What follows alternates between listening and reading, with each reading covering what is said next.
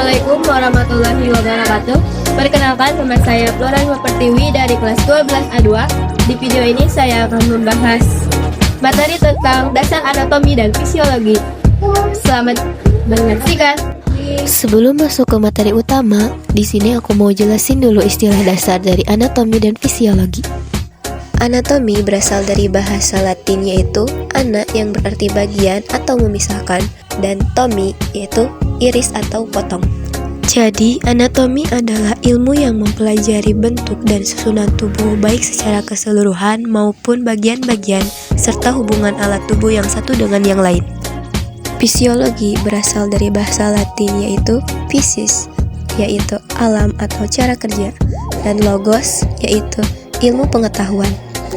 Jadi, fisiologis adalah ilmu yang mempelajari faal atau pekerjaan dari tiap-tiap jaringan tubuh atau bagian dari alat-alat tubuh dan sebagainya. Yuk, langsung aja kita ke materi. Struktur tubuh manusia. Struktur tubuh manusia terdiri dari sel, jaringan, organ, dan sistem.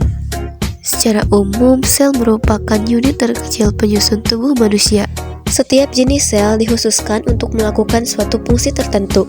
Misalnya, sel darah merah yang berfungsi untuk mengangkut oksigen dari paru-paru ke jaringan. Lanjut yang kedua yaitu jaringan.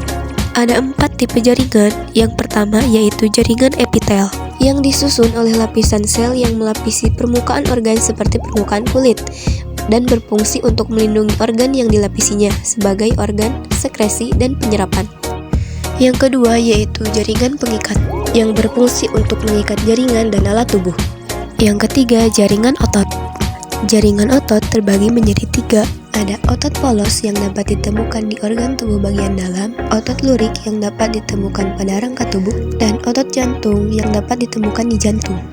Dan yang terakhir yaitu jaringan saraf, yang berfungsi untuk mengatur aktivitas otot dan organ serta menerima dan meneruskan rangsangan.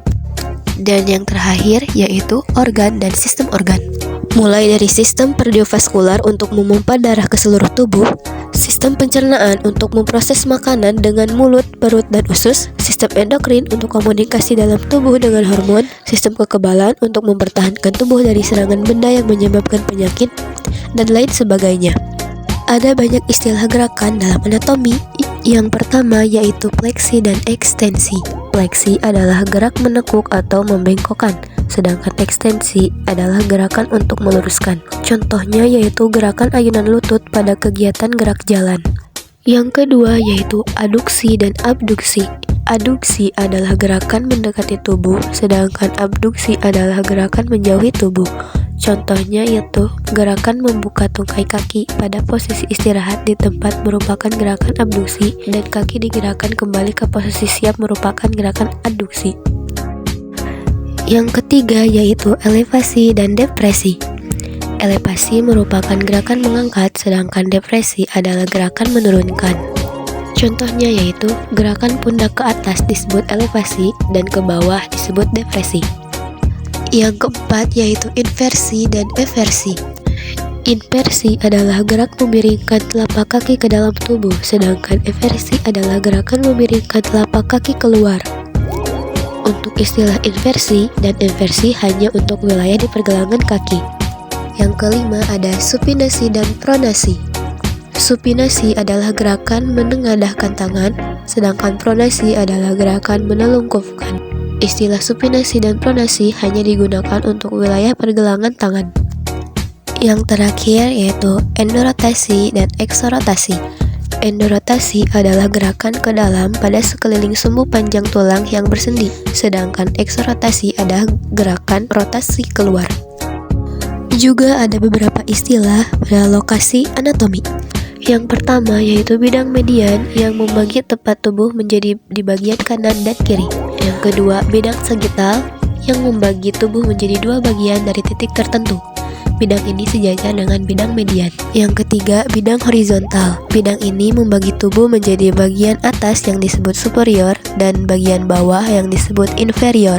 Dan yang terakhir yaitu bidang koronal. Bidang ini membagi tubuh menjadi bagian depan yang disebut frontal dan bagian belakang yang disebut dorsal. Berikut adalah arah dan bidang anatomi beserta contoh-contohnya.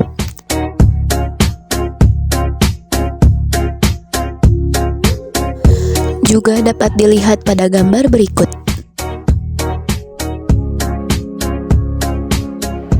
Nah, itu dia pembahasan tentang dasar anatomi dan fisiologi.